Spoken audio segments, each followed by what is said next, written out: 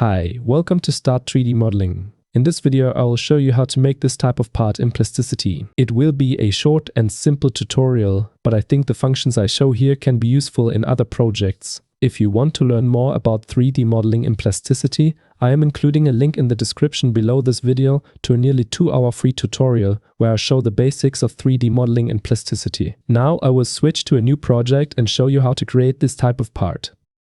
I will switch to the top view. I click on this navigation cube here, and I will start by drawing 2 circles. The first circle, whose center will lie at the origin of the coordinate system, with a diameter of, for example, 30 millimeters. And the second circle will also lie at this point with a diameter of 100 millimeters. To specify the circle diameter, we click the Tab key and we can enter the circle diameter. Okay, I would like to change the diameter of this circle. Therefore, first I switch to Edge Selection.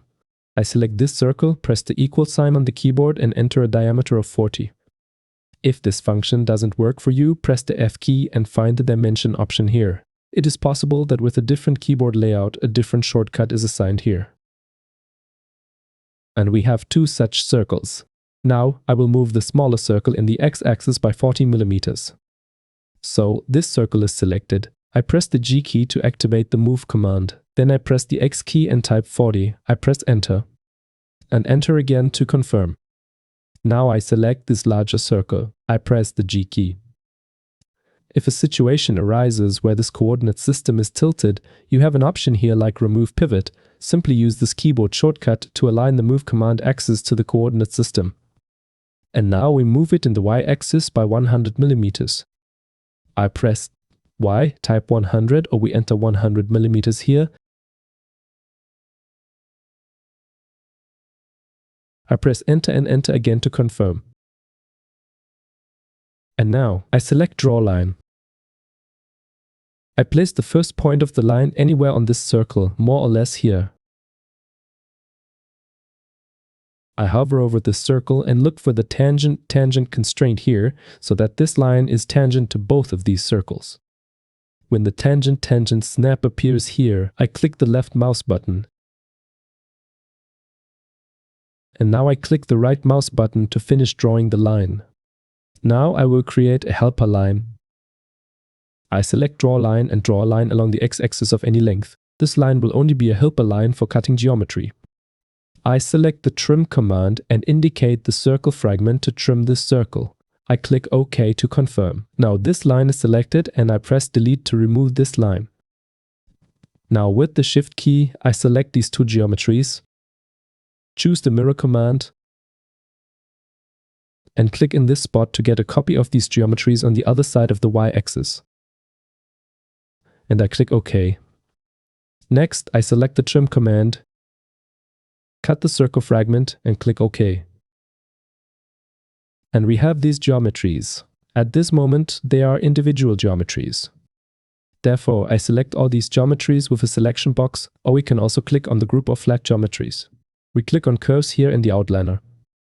All geometries are selected. Then I press the J key to activate the Join command, or we simply activate the command list and type Join here. We can activate this by pressing the J key on the keyboard. Now all these geometries are joined. It is one geometry. While these geometries are selected, we activate the Offset command. We can activate this command by pressing the O key on the keyboard, or we press the F key and type Offset here. We select this command and add an offset here by a specific value. For example, 5 millimeters. I press Enter and Enter again to confirm. Now I select Draw Line to close this area. I draw a line from this point to this point. I click the right mouse button, select Draw Line again, draw a line from this point to this point and click the right mouse button. I close the view of the temporary construction plane and we have this geometry. Now I switch to Face and Region selection.